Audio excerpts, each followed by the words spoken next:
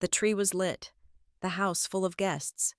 I wiped blood from my lip at the kitchen sink. My stepmother was the one who just slapped me. My father was the one who smiled and blocked the door. As they turned away, I hit send on a file that could burn this whole glittering house to the ground. Tonight, I am not asking to be seen.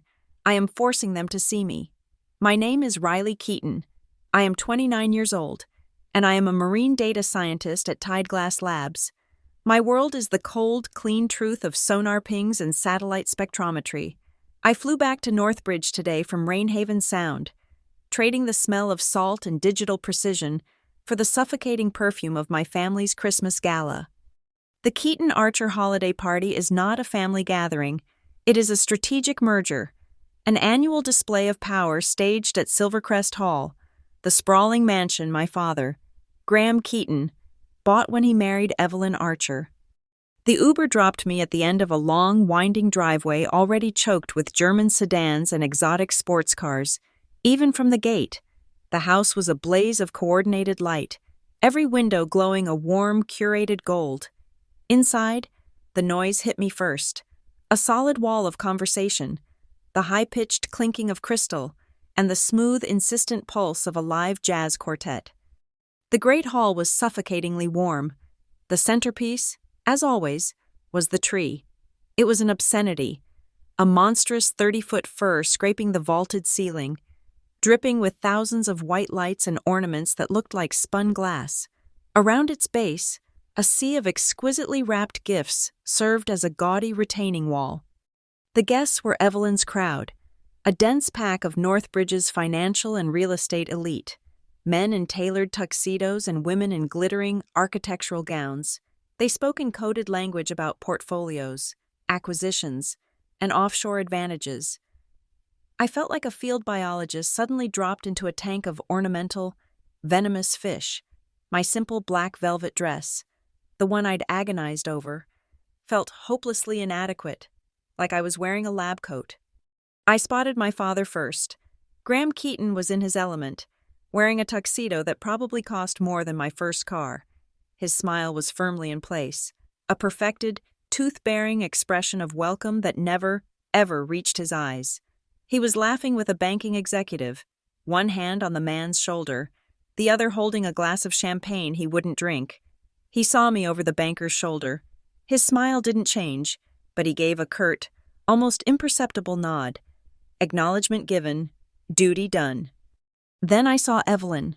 She was not a person tonight. She was a force of nature, a comet in a silver dress, trailing a wake of catering staff and assistants. She held a tablet like a weapon, her eyes scanning, calculating, controlling every element. She was the stage manager, director, and star of this entire production. The real center of the universe, however, was near the fireplace. My half-sister, Sloane Archer, was holding court. She was luminous, perfect, her blonde hair catching the light, her laugh practiced and bright. She was showing off the new ring. It was enormous, a diamond that glittered with cold. Aggressive fire. Standing next to her, his hand possessively on the small of her back, was Damon Vale. Damon was a rising star in the venture capital world, a man who exuded a dangerous reptilian charisma. He was all sharp angles and expensive cologne, and he was smiling at Sloane like she was his proudest acquisition.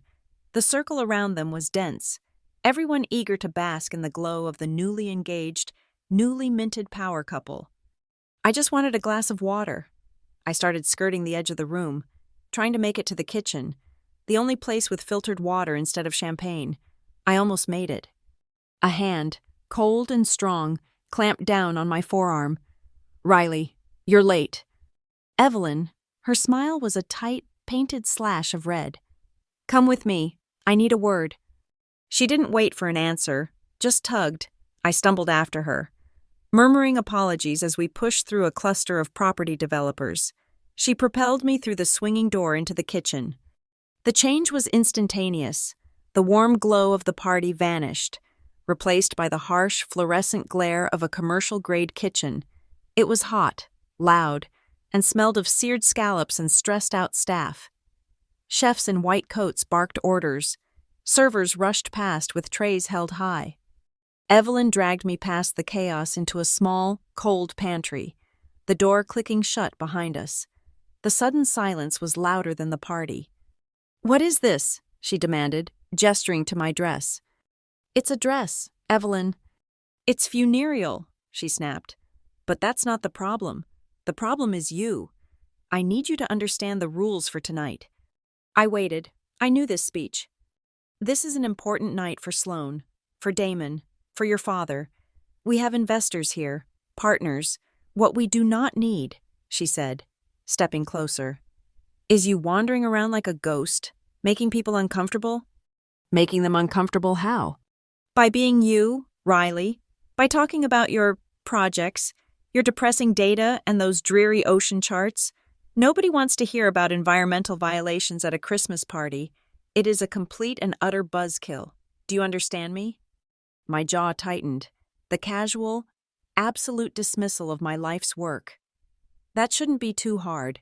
Evelyn," my voice was quiet, dangerously calm. It's not like I was asked to speak. I noticed I was left off the family toast list again this year. It was a petty thing to say, but the sting of the omission was real.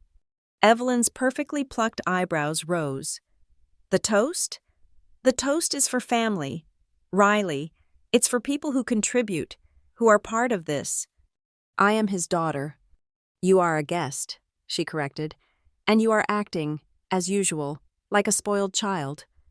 "I'm not the one who—" The slap was shockingly fast. It wasn't a dramatic, wind-up motion. It was a short, sharp, brutal crack of her hand against my cheek. My head snapped to the side, an explosion of white-hot pain. My ear rang. The metallic tang of blood immediately filled my mouth where my teeth had cut the inside of my lip. I stared at her, stunned into absolute silence. My cheek throbbed. A pulsing, sickening heat. The pantry door swung open. My father stood there, framed in the harsh light. He took in the scene in a single, practiced glance. Evelyn, rigid with fury, her hand still raised slightly. Me, clutching my face, tears of pure shock welling in my eyes, the red mark already blooming on my skin. He processed it. Then, the smallest, most terrifying smile touched the corners of his mouth. It was a smile of dismissal, of inconvenience. He reached out, not to me, but to the door. He pulled it shut, closing us back into the pantry, sealing us in. The click of the latch was the loudest sound I had ever heard. He had just locked the box.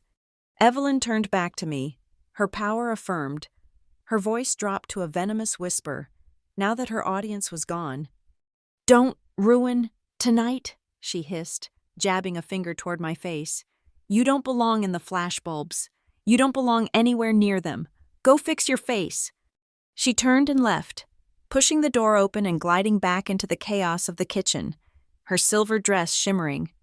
I was alone. My hand was shaking, not from fear, not anymore. The shock had fractured, and something else was pouring through the cracks.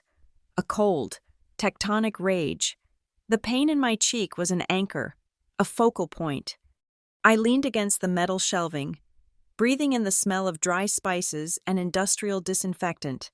I slowly pulled my phone from my small clutch. My fingers were trembling so hard I almost dropped it. I unlocked the screen. There it was, a single, simple blue folder. The icon was a lantern. The project name, Blue Lantern. Inside was everything, the culmination of 2 years of my real work.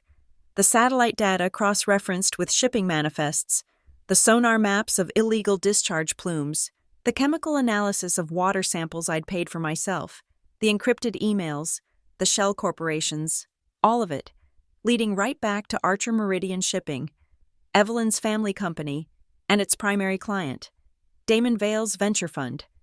My thumb hovered over the execute script.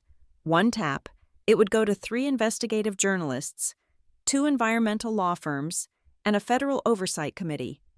I heard the party noise swell as the kitchen door opened and closed. Outside in the great hall, I could hear a muffled chant beginning. A countdown. They were about to light the tree. 5, a voice yelled. The smells of the party drifted in. The rich, warm pine, the sweet cinnamon, the sharp, acidic bite of expensive wine. They mingled with the copper penny taste of blood in my mouth. 4! I didn't hit send. It was too soon. It was too clean. This wasn't just about data. This was about the slap. This was about the smile. This was about the closed door. 3! I swiped to my phone's voice recorder and hit the red button. 2! The pantry door opened again. It wasn't Evelyn. It was a young server, his face pale and sweaty, grabbing a stack of napkins. He didn't even see me. He had a black waiter's jacket slung over a box. 1! As the server turned to leave, I stepped forward. He startled. I didn't say a word. I just slipped my phone, still recording, into the pocket of his jacket. "Keep your jacket on," I whispered, "and stay near the main family." He just stared, confused, but nodded. He rushed out. A deafening roar erupted from the great hall, the sound of applause. The final blinding string of lights on the 30-foot tree had been switched on. The spectacle was complete. I went to the small sink in the corner of the pantry, the one used for washing vegetables. I turned on the cold water and splashed it on my face, rinsing the blood from my mouth. I looked at my reflection in a piece of polished stainless steel. The red mark on my cheek was dark and ugly. Evelyn was right. I didn't belong in the flashbulbs. But she was also wrong. I wasn't going to leave the party. I was going to control it. The metallic taste in my mouth was sharp, but the ache beneath it was old. It was the dull, familiar throb of a lifetime of being erased. The glittering, suffocating noise of the party outside the pantry was just a louder version of the noise that had always drowned me out. My childhood in Greywater Bay was quiet, defined by tidal charts and the smell of salt marsh at low tide. My mother, before she was gone, had been a biologist. She'd left me her curiosity, her old textbooks, her reverence for the patterns in things. I found my voice in the quiet, absolute language of science. I excelled. I was always first in my class, the one who baffled teachers with questions they couldn't answer. I lived for the data. But data is invisible, and in the Keaton house, if it wasn't visible, it wasn't real. Sloane was visible. She was 6 years younger, Evelyn's daughter from her first marriage, and she was my father's do-over. Sloane's ballet recitals, her piano competitions, her slightest whim. These were the main news in our home. Our family calendar revolved around her performances. I still have a visceral memory of sitting at the dinner table, trying to explain my hypothesis on shoreline erosion, only to be interrupted because Sloane had learned to play a new, simple tune on the flute. Graham had clapped. The house was full of Sloane's trophies. Mine went in a box. The pinnacle of my erasure happened when I was 16. I won the federal award for a predictive model on algal blooms. It was a big deal. It meant a trip to the Capitol, a ceremony, a substantial scholarship. I sat in the auditorium in my new, ill-fitting suit, my hands sweating, waiting for them to call my name. I kept looking at the 2 empty seats beside me. They were at a fundraiser for the Northbridge Yacht Club, a cocktail party. Evelyn had called that morning. "We just can't get away. Riley, you understand. It's crucial for your father." When I got home, I carried the trophy, a heavy polished brass eagle, through the front door. Evelyn was coordinating painters in the foyer. She glanced at it, smiled that tight, bloodless smile, and said, "Oh, wonderful. Put it in the garage, dear. It doesn't quite go with the new decor." Graham found me later, wiping dust off the eagle. He put his hand on my shoulder. "Don't make a fuss, Riley," he'd said, his voice quiet. "It's just a prize. Evelyn is working so hard to make this house a home." Evelyn arrived like a weather system, all polished surfaces and cold fronts. She was beautiful, effortlessly sophisticated, and she understood something my father had only craved, the precise, brutal algebra of high society. She knew exactly what to show off and what to hide.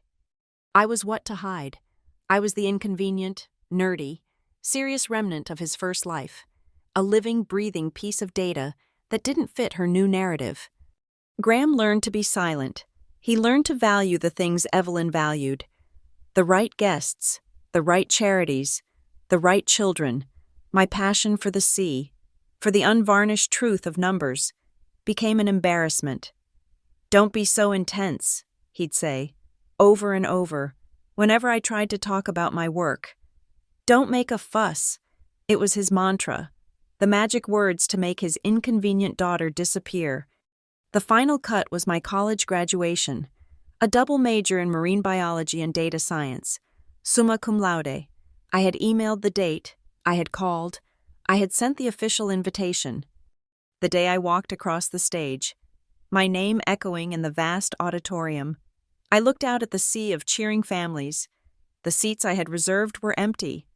I found out why when I checked social media later that night, sitting alone in my dorm room, the cap and gown still on my bed. The entire family, Graham, Evelyn, and Sloane, had flown to Sun Valley. Sloane, then 19, had been chosen for the cover of a local lifestyle magazine.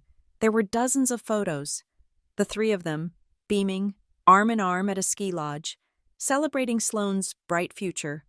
That was the day I stopped trying to be part of the Keaton Archer family.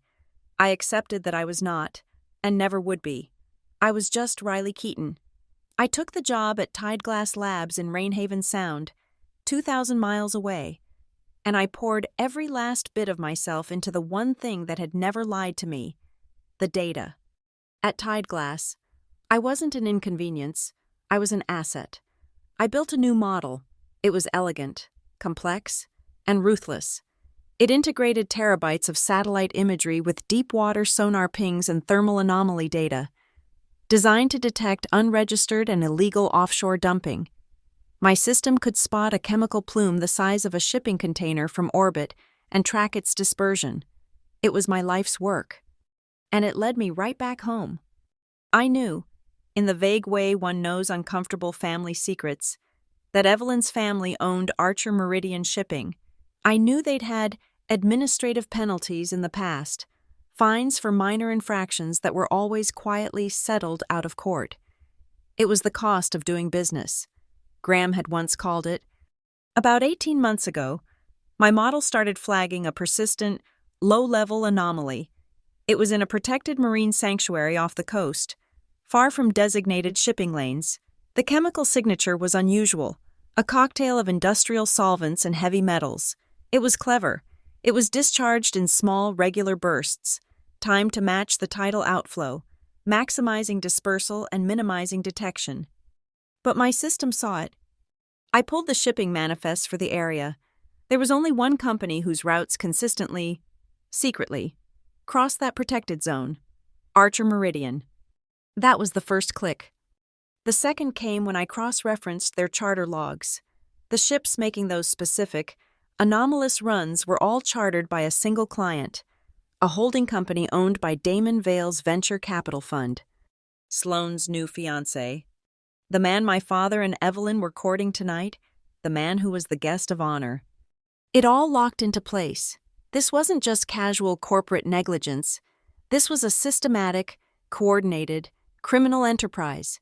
Evelyn's ships, Damon's cargo, all of it poisoning the water I had sworn to protect. That was the day Project Blue Lantern was born. It started as an encrypted folder.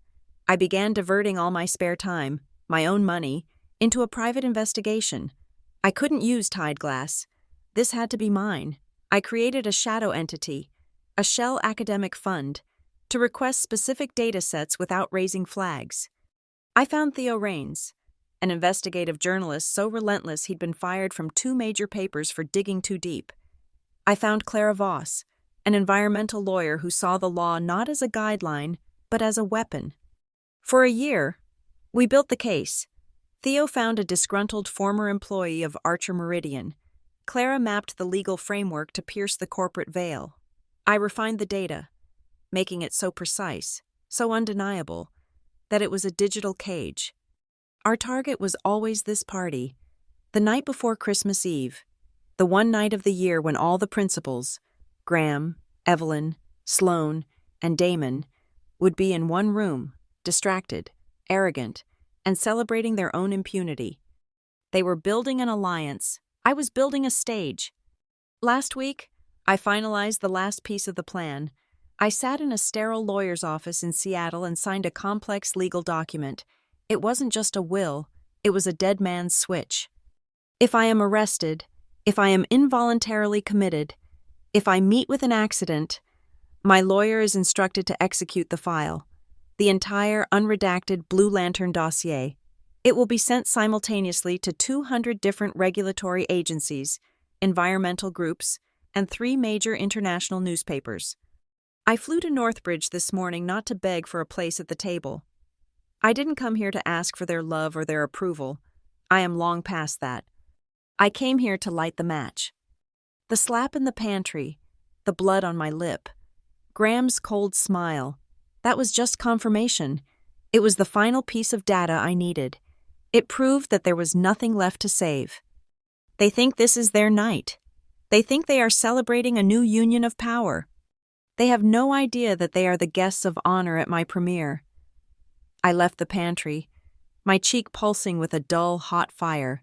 The mark would be visible, but I didn't care. Pain is a potent fuel. The noise from the great hall was a physical weight, a decadent, shimmering wall of sound.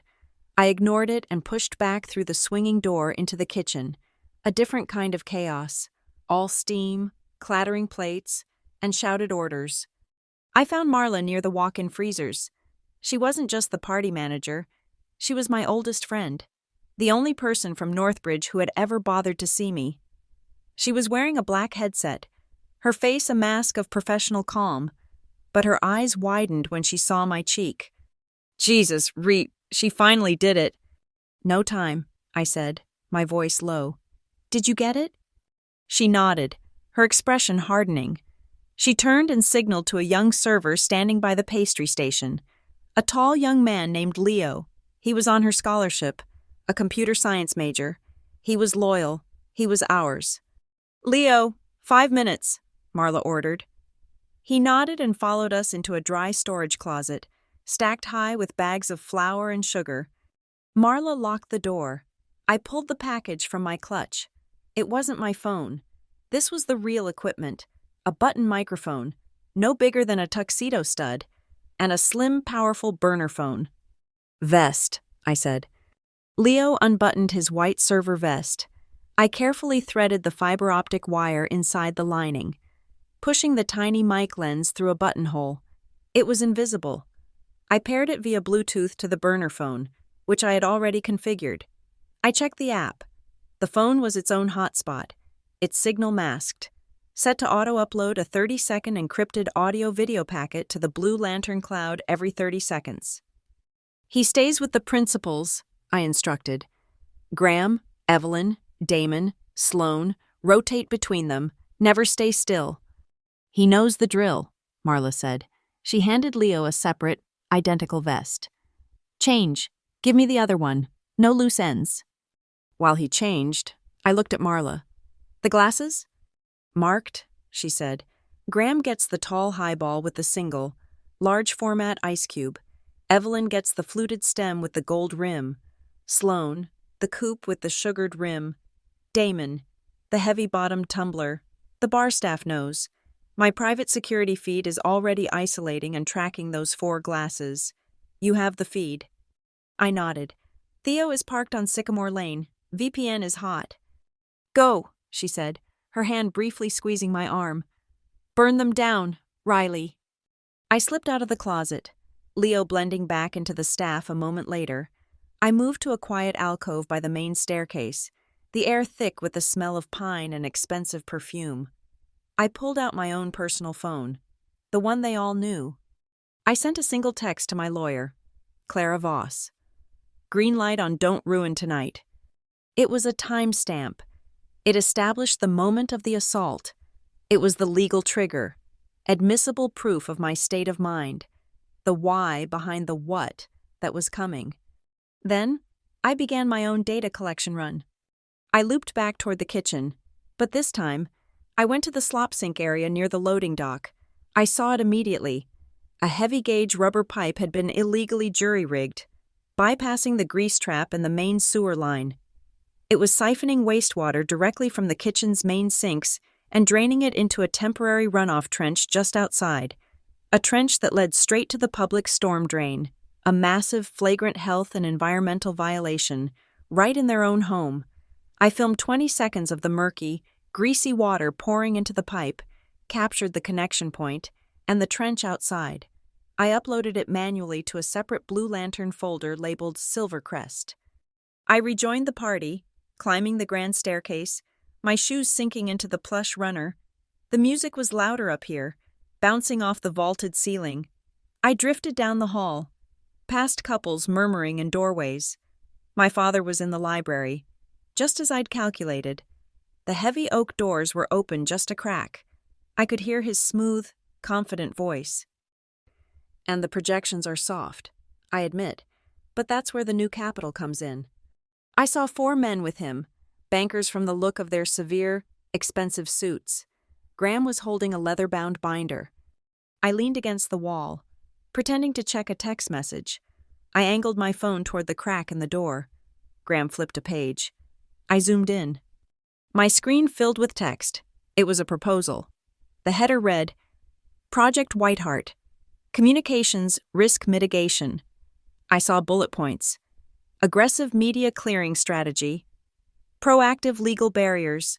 Full reputational firewall by Q1. He wasn't just seeking capital. He was seeking funds to bury a story. My story. I snapped 3 pictures. The focus was sharp. The metadata was time-stamped. I walked away, uploading the images before I even reached the end of the hall. Downstairs, the party was reaching its peak. I saw Evelyn by the terrace doors, the cold night air framing her in silver. Damon Vale joined her. The polite party smiles dropped. This was business. She passed him a long, cream-colored envelope, embossed with the Archer family crest. It was too thin for a gift, too formal for a card. Leo, my server, moved past them flawlessly. Champagne, Mr. Vale? No, Damon said, his focus on the envelope. Evelyn's voice was a low murmur, but the button mic caught it perfectly. I watched the feed on my burner phone, the audio stream crystal clear.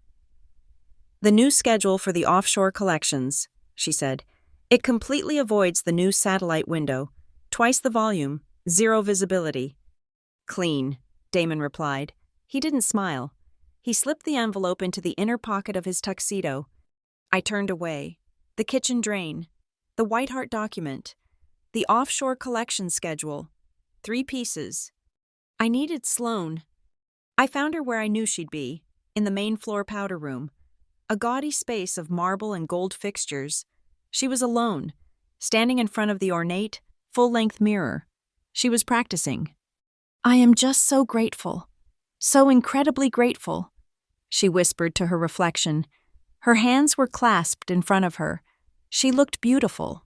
She looked terrified. She was rehearsing her Good Girl of the Year speech, the one Evelyn had written for her. She fumbled her line, frustrated. So grateful for the opportunities. She stopped, her hand going to her throat. She touched her necklace. It wasn't just jewelry. It was a glittering, crystal-encrusted snowflake on a delicate platinum chain. I recognized the design instantly. It was a limited edition Lassie key, a high-speed, heavily encrypted USB drive, disguised as a $100,000 piece of couture, Damon's style. He'd given his fiancée a digital leash. He was making her wear his secrets. My burner phone vibrated. A single, sharp buzz. A push notification from Theo. He was in. He'd breached the first firewall of the Archer Meridian servers, using the credentials I'd harvested. His message was short. Got a chain. Meridian outsourcing emails. Coordinator from Vale's fund. They're attaching maps of the exclusion zone as delivery points. They aren't just dumping Riley. They're billing for it as waste disposal. It's wire fraud. My heart was hammering against my ribs. It was all here. I had one last piece to set. I walked quickly, purposefully, to the back of the house, to the secondary entrance used by the staff and caterers. It was quieter here. the hallway smelling of cold air and wet wool. I pulled the last item from my clutch. It looked like a small foil sticker. It was a programmable NFC tag. I peeled off the back and stuck it to the underside of the heavy wood door frame, just above head height. I tapped it with my phone to activate the script I'd written. It was now live. Any guest or staff member passing through that door, their phone active, would automatically ping my hidden local network. It wouldn't steal data. Not yet. It would just log their device ID and movement. A real-time map of every single person coming or going from the property. A digital net. I stood in that cold, quiet hallway, the distant sound of the jazz quartet a faint pulse, the plumbing violation, the media suppression plan, the physical dumping schedule, the snowflake USB full of God knows what, the email chain proving wire fraud, and now, a digital map of the entire house. This wasn't a party anymore. It was a multi-layered data trap. Every piece was active. Every piece was locked. And they were all blissfully, arrogantly unaware that the walls themselves were now listening. I re-entered the great hall, my blood humming with a cold, clean purpose. The mark on my cheek felt tight, a physical brand. I kept my head high. The room was a masterpiece of Evelyn's design, a sea of black tuxedos and jewel-toned gowns, all moving in slow, practiced currents under the light of the enormous, blazing tree. The air was a heavy, warm perfume of pine, cinnamon, and the sweat of 200 wealthy bodies. I spotted Evelyn immediately. She was holding court near the grand piano, laughing with a state senator. She saw me, and her laughter didn't falter, but her eyes hardened to chips of ice. She excused herself and glided toward me, her silver dress parting the crowd. She didn't stop in front of me. She moved at me, her hands rising in a gesture of maternal concern that was purely for the audience. "Riley, darling," she said, her voice a warm purr for public consumption. Her fingers, cold and strong, suddenly gripped the velvet of my dress at the shoulder, pinching hard. "You look so... well, you're here." She turned her head, offering her perfect profile to a passing guest, and smiled. Then she leaned in, her cheek almost brushing mine, her perfume suffocating. Her voice dropped to a razor's edge, meant only for me. "You have one job," she whispered, her fingers adjusting my shoulder seam with a predator's precision. "Blend in. Do not become the topic of conversation. Do not be a focal point."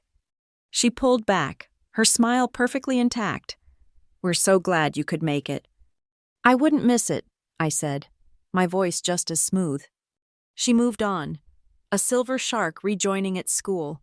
I let out a breath I hadn't realized I was holding. "Tough room, huh?" My father was suddenly beside me, a solid, warm presence in his flawless tuxedo. He had his concerned father face on, a slight, sympathetic furrow in his brow. He placed a hand on my back, a gesture that looked protective, but was purely proprietary. "Evelyn's just stressed," he murmured, his eyes not on me, but scanning the room over my shoulder. He was tracking his investors. I could see him mapping their locations, calculating his next move. "This night means everything to her," to Sloane. "I'm sure it does," I said. "Just let her have this. Riley, no big topics, okay? No deep dives." His eyes locked onto a target, a group of men by the fireplace, the bankers from the library. "Be a good daughter." His hand gave my back a final, dismissive pat, and he was gone. Moving through the crowd with a politician's ease, his smile widening as he approached his real priority. His eyes had never once met mine. I felt a small, timid touch on my arm. It was Sloane. She was breathtaking, a vision in emerald green, but her beauty was brittle. Up close, I could see the fine tremor in her hands, the tightness around her eyes that her perfect makeup couldn't hide. "Riley, hi," she whispered. Her voice rushed. She leaned in, forcing a bright, conspiratorial smile. "I saw Mom talking to you. Please, just, whatever she said, just agree. Don't say anything to make her mad tonight, okay? It's my big night." Her smile was beautiful. Her eyes were hollow, empty, and terrified. She was a hostage asking me not to provoke her captors. "Don't worry, Sloane," I said, my voice softer than I intended. "I'm not here to make a scene." "Oh, good." She let out a tiny, relieved sigh. She was interrupted by a hand on her waist. "There you are." Damon Vale materialized at her side, all teeth and tailored charm. He pulled Sloane against him, a gesture of pure ownership, before turning his expensive gaze on me. His eyes raked over me once, cataloging my dress, my face, the faint mark on my cheek, and dismissed it all in a nanosecond. "Riley," he said, extending a hand. His grip was firm, dry, and brief.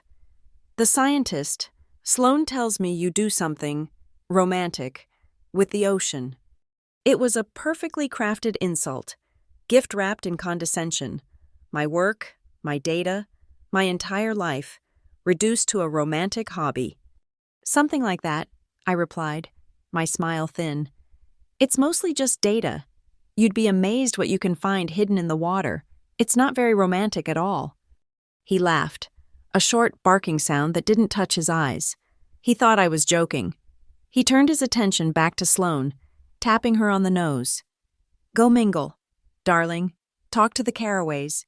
He gave her a gentle push, and she went, swallowed instantly by the crowd. I didn't move.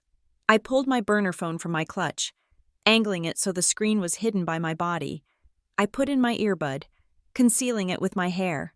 The audio feed from Leo's microphone was live.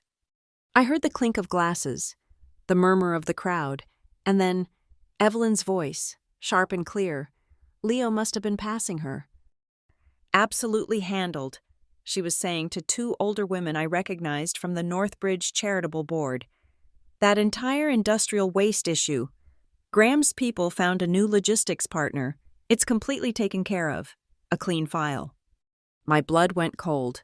A clean file. I watched her across the room. She was smiling, accepting a glass of champagne, the picture of civic grace, all while casually admitting to a cover-up. I moved, drifting toward the fireplace, nearer to where my father was holding court with the bankers. I sipped a glass of club soda, watching the fire and listening. "Assurance is our top priority," Graham was saying, his voice resonating with false sincerity. Leo was clearly serving them a round of drinks. "The risk profile will be zeroed out. I give you my personal guarantee. By the first of the year, that file will be clean, will be fully, unimpeachably compliant." Clean file. The same phrase. It was their code word. My fingers typed a quick command on my phone, tagging both audio segments, flagging them as Whiteheart keywords, and uploading them to Clara's secure server. I spotted Sloane again, standing near the glittering tree, talking with a group of her friends. She was laughing, her hand at her throat, her fingers playing with the snowflake necklace. I walked over. "Sloane, that's beautiful." She lit up, her practiced smile snapping into place. "Oh, thank you. Isn't it amazing? Damon gave it to me." She lowered her voice, her eyes sparkling with a shallow, rehearsed secrecy. "He had it specially made. He said it holds all his little secrets." She laughed, as if he'd given her a locket with a picture inside. My stomach tightened. She had no idea. She was boasting about the very thing that implicated her. I forced a smile. "He's very thoughtful." My phone vibrated in my hand. A new audio stream was being prioritized. Leo had followed Damon as he stepped into a curtained alcove to take a call. The connection was perfect. "No, not now." Damon's voice, stripped of its party charm, was curt and cold. "Listen to me. The new route is the only route. We use the blue bins exclusively. I don't care what the manifest says. The collection points are timed to the satellite blind spots. They are blind. It's a non-issue." My heart felt like it was going to beat out of my chest. Blue bins, satellite blind spots. He was saying it all. He was confirming the entire methodology. I was listening to the conspiracy in real time. Suddenly, a sound shattered the room. It was not a word. It was the catastrophic, unmistakable crash of a full tray of crystal champagne flutes hitting the marble floor. Crash, tinkle, shatter. The jazz quartet stopped, mid-note. All conversation ceased. 200 heads turned in unison toward the sound. A young server, not Leo, stood frozen, his hands empty, his face pale with horror. A lake of champagne and a glittering spray of broken glass spread out at his feet. The silence that followed was absolute, heavier than the noise had been.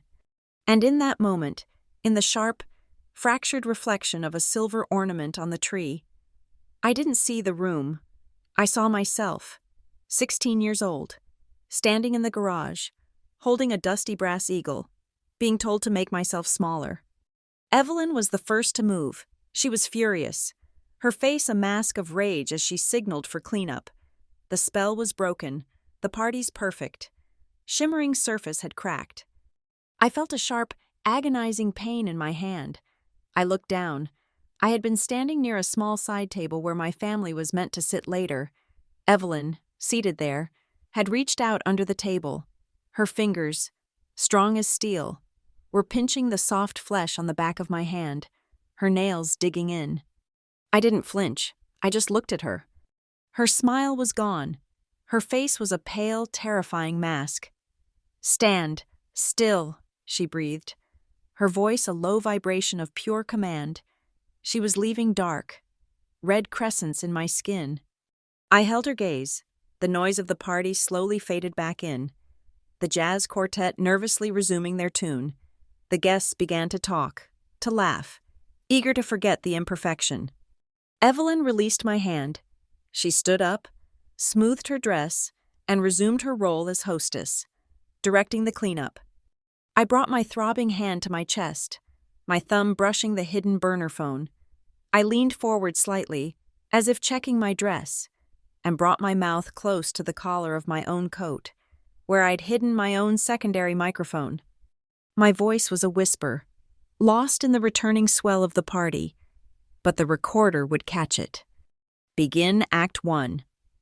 The crash of the champagne glasses was a punctuation mark. It was the sound of the party's perfect, shimmering skin tearing open. The silence that followed was a gasp. Evelyn, after one sharp, murderous glance at the server, moved to reclaim her stage. This was an unscripted moment, a flaw in her production, and it could not be allowed to stand.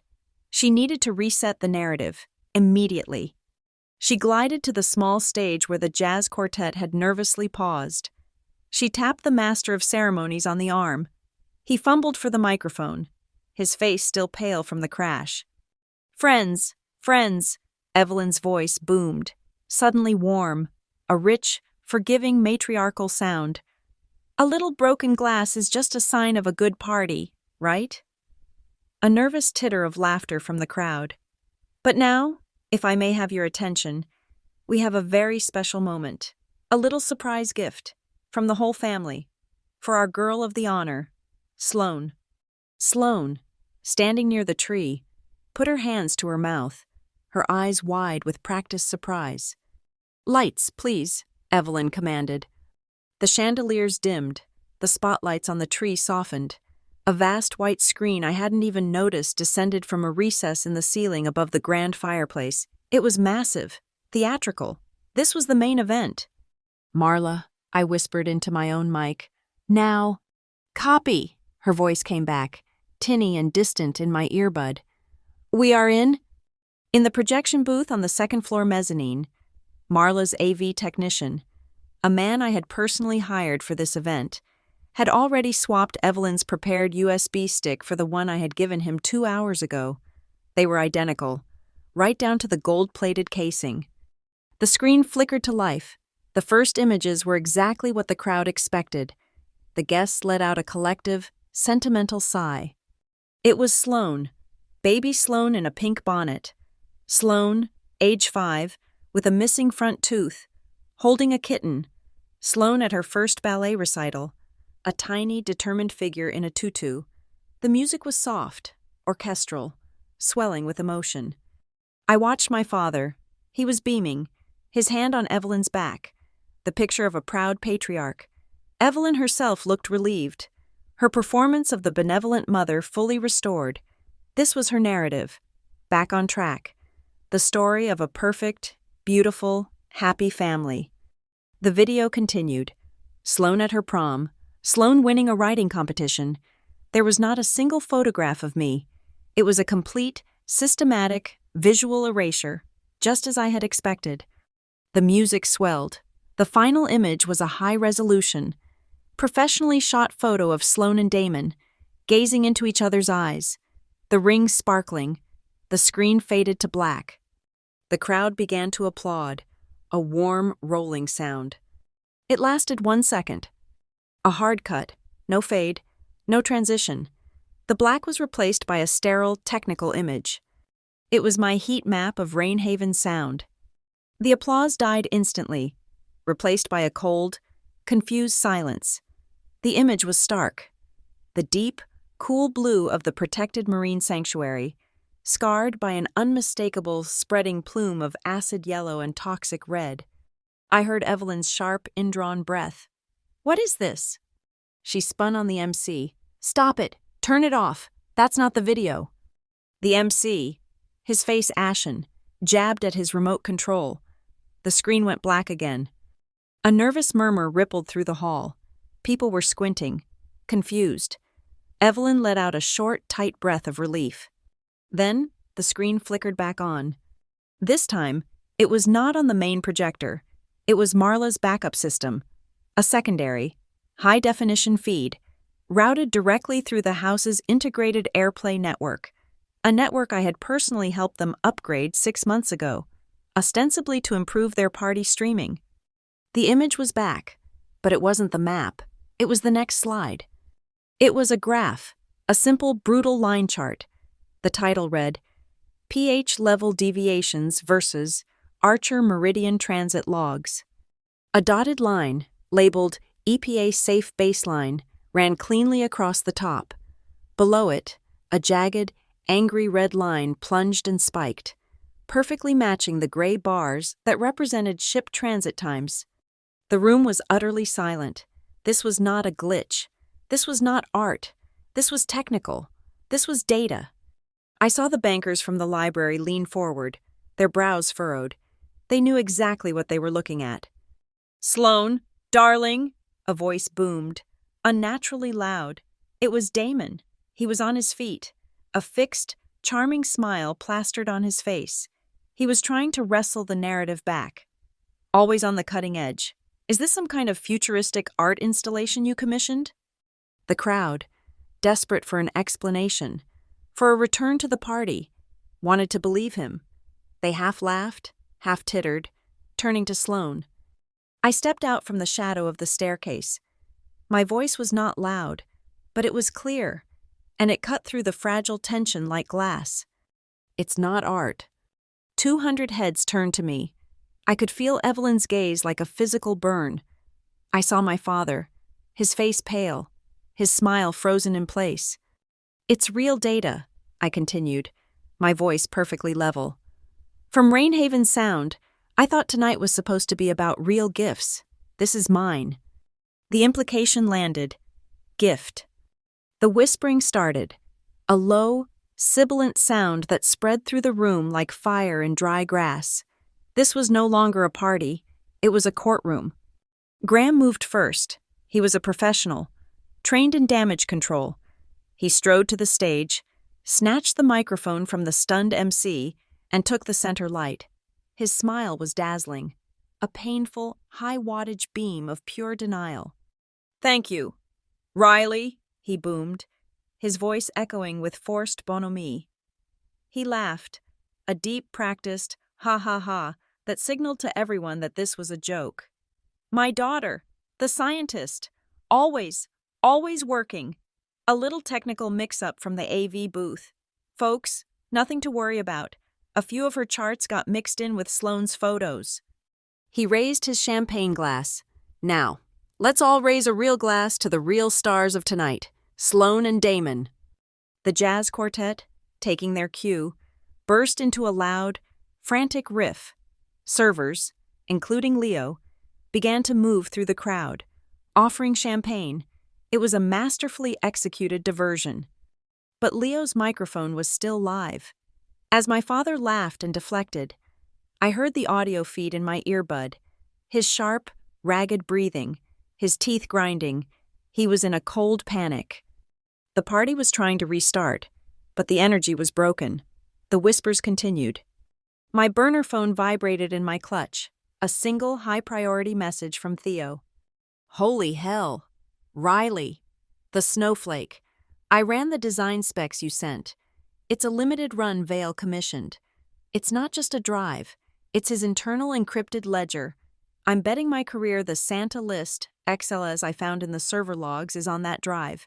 It's the full breakdown. Offshore disposal payments, kickbacks, everything. I need that file. I need the full physical copy, now. My blood turned to ice. Santa's list, the ledger. He had put the entire conspiracy around his fiancée's neck, disguised as a gift. The arrogance was staggering. I looked across the room. Sloane was standing by the tree, looking pale and completely bewildered. Damon was at her side, his hand gripping her elbow, his smile gone. Graham's toast was finishing. I had to move. I navigated the confused crowd, my own glass of club soda in hand. I put on my best, most harmless, awkward older sister face. Sloane, I said, keeping my voice light, just a little breathless. That was so intense. God, AV people, right? She just stared at me, her eyes wide. Riley, what was that? No idea, I lied, instantly. Just my boring work. Listen, quick, before Damon steals you away again, can I please borrow your necklace for just 1 second? She looked at me, completely baffled. What? Why? I'm obsessed with it, I gushed, playing the part of the vapid fool. I just want to get one picture of it against the tree lights, for my social media. It's literally the most beautiful thing I've ever seen in my life. It was a clumsy, shallow lie, and it was exactly the kind of request she understood. Oh, she hesitated, her hand flying to her throat protectively. Damon, he doesn't like me to take it off. It'll be 2 seconds, I pleaded. Right here. I won't even walk away with it.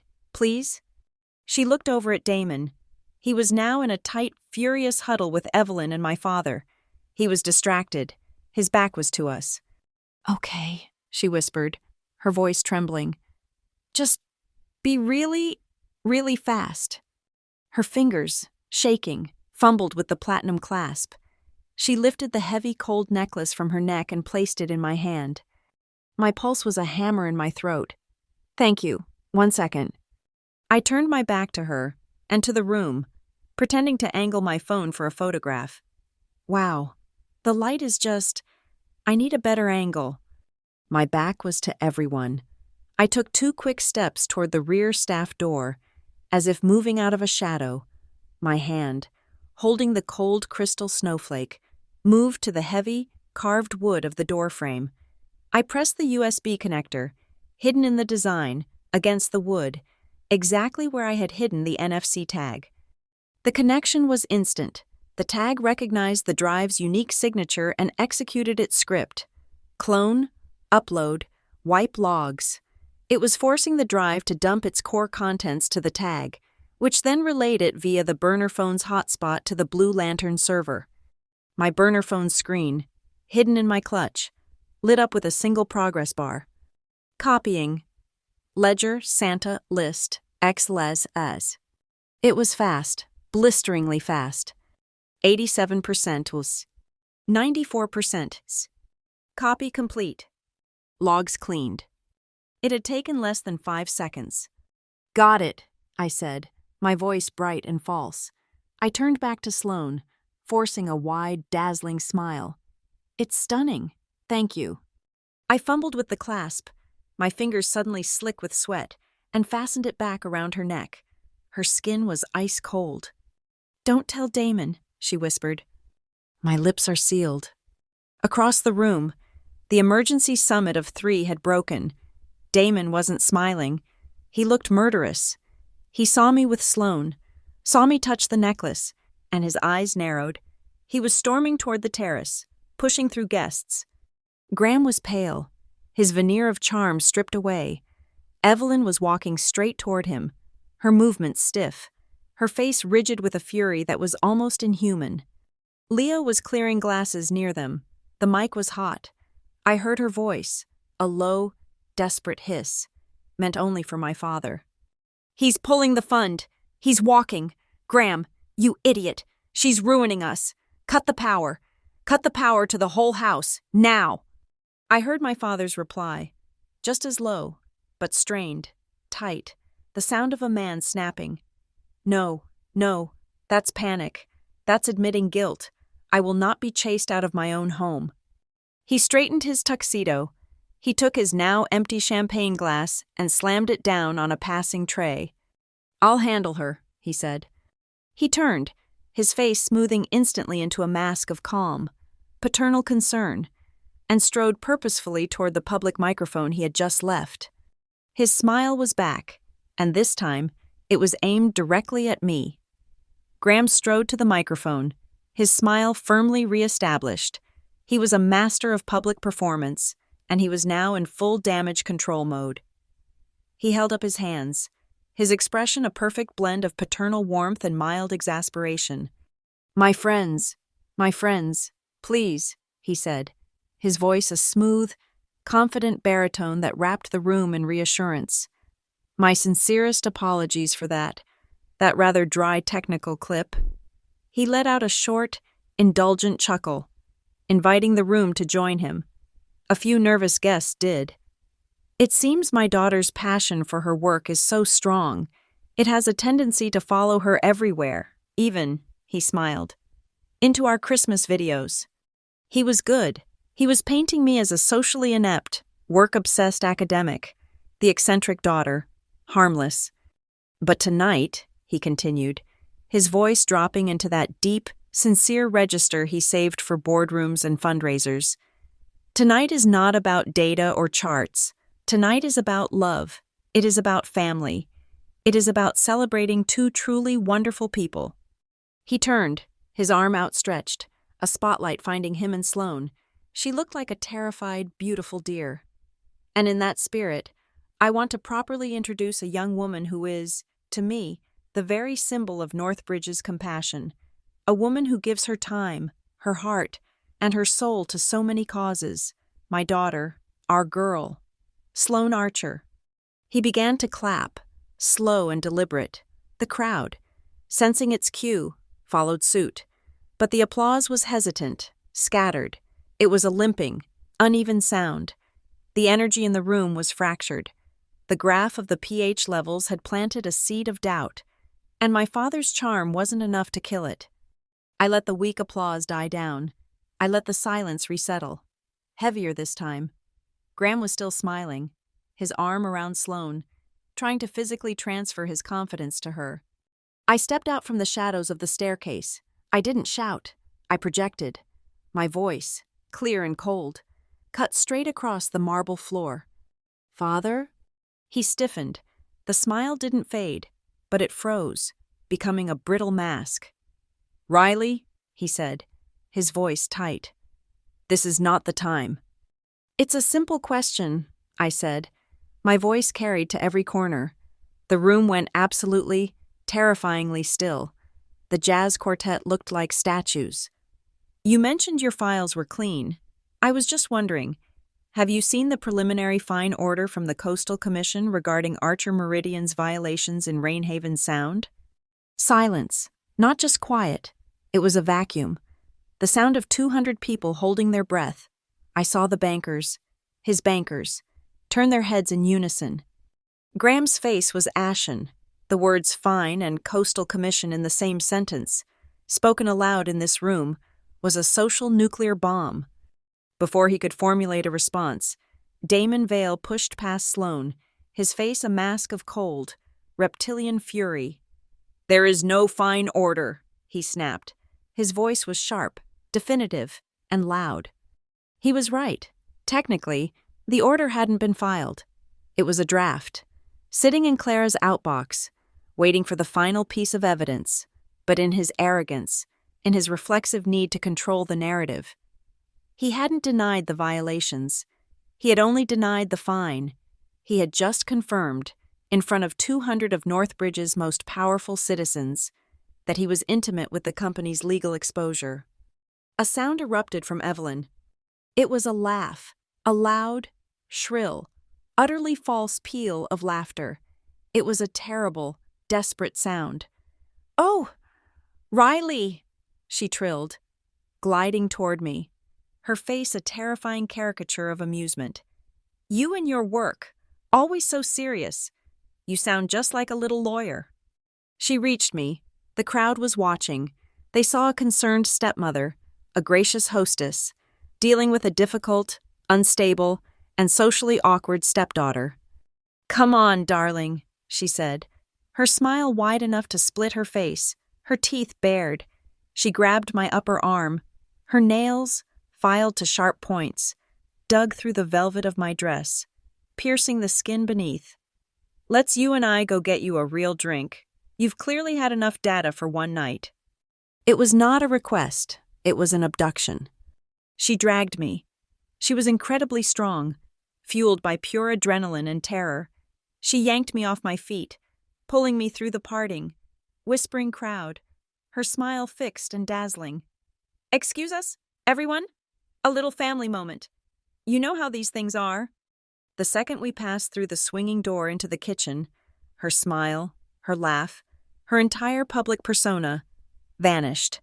The mask didn't just drop, it evaporated. She didn't let go of my arm. She used my own momentum, spinning me around and slamming me back against the row of stainless steel industrial refrigerators. My head hit the metal with a sickening, solid thud. "You," she hissed, her face inches from mine, contorted with a rage that was almost inhuman. "You arrogant, ungrateful little bitch!" And then she hit me. It was not a slap, not this time. It was a full-fisted, closed-hand blow to the side of my head, just above the cheekbone that was already bruised from her first assault. Pain exploded. A blinding, searing white light filled my vision. My ear rang with a deafening, high-pitched tone. I crumpled, my knees buckling, sliding down the cold steel of the refrigerator. "Evelyn, stop!" It was my father. He stood in the kitchen doorway, but he didn't move toward me. He wasn't coming to help. He was just blocking the door, sealing us in, just as he had done in the pantry. He was blocking the view from the party, containing the scene. Evelyn stood over me, breathing hard, her silver dress heaving, her knuckles white. She looked down at me, her expression one of pure, venomous disgust. From the floor, my vision swimming, I looked up. High in the corner, above the spice rack, was a small black dome. Its tiny red indicator light was on. Marla's camera. It was high definition. It was streaming. It was recording every second. "She is insane! Graham!" Evelyn spat, pointing a shaking finger at me. "She is trying to ruin us. She is trying to ruin Sloane." Graham looked at me, crumpled on the dirty kitchen floor. My dress hiked up, my hair in my face. His expression wasn't angry, it wasn't concerned, it was just tired, infinitely tired. He looked at me with a profound, bottomless disappointment, the way one looks at a cherished investment that has utterly failed. He stepped fully into the kitchen and let the door swing shut. The party's noise muted to a distant hum. He spoke, his voice not a whisper, but a low, dead tone. "You are destroying yourself, Riley," he said. "You are throwing away your entire life, your career, your family, right now. For what? To hurt us?" My hand was shaking. I reached up and touched my face. It was wet. Bright red blood was trickling from my nose, dripping onto the white tiles. The metallic taste was back, stronger this time. I looked at the blood on my fingers. I looked back at him. "No, Dad," I whispered, my voice thick and choked. "I'm not destroying anything." I pushed myself up, using the refrigerator handle for leverage. I got my feet under me. I stood, unsteady, facing them both. The room was spinning. but my resolve was a rod of steel. I'm turning on the lights. My burner phone, clutched in my hand, vibrated. I didn't need to look at it. It was Clara. "Get her out of here," Graham said to Evelyn, his voice suddenly hard. "Take her upstairs. Lock her in the guest room until this is over." "With pleasure," Evelyn snarled, and she moved toward me again. I held up my hand. "Don't touch me again." My voice was so cold, so dead, it actually made her pause, just for a second. In that 1-second hesitation, I acted. I wasn't going for the door. I was going for the walk-in refrigerator. I grabbed the heavy handle and pulled the door open. "What are you doing?" Graham demanded, confused. "Get back here." I ignored him. The kitchen was empty. The caterers, including Leo, were all in the main hall, serving the diversionary champagne. I stepped into the blast of cold air, a welcome shock to my burning face. I reached behind a large, flat cardboard box of frozen gingerbread men. My fingers found it, a small, black plastic box, my own private, battery-powered Wi-Fi router, hardwired to a cellular modem I had hidden in the ventilation shaft 2 days ago. It was the command hub for Project Blue Lantern, completely independent of the house's network. I pulled the gingerbread box out, placing the router on top of it. I pulled out my burner phone. The screen lit up with Clara's message. "Video received. Oh my God. Riley, audio clear. Assault on an adult. We have felony battery. This is no longer a civil matter. I have enough to petition an emergency judge tonight for a full data preservation order on the entire property. Send the packet. Riley, send it now." "Give me that phone," Evelyn commanded, lunging into the refrigerator.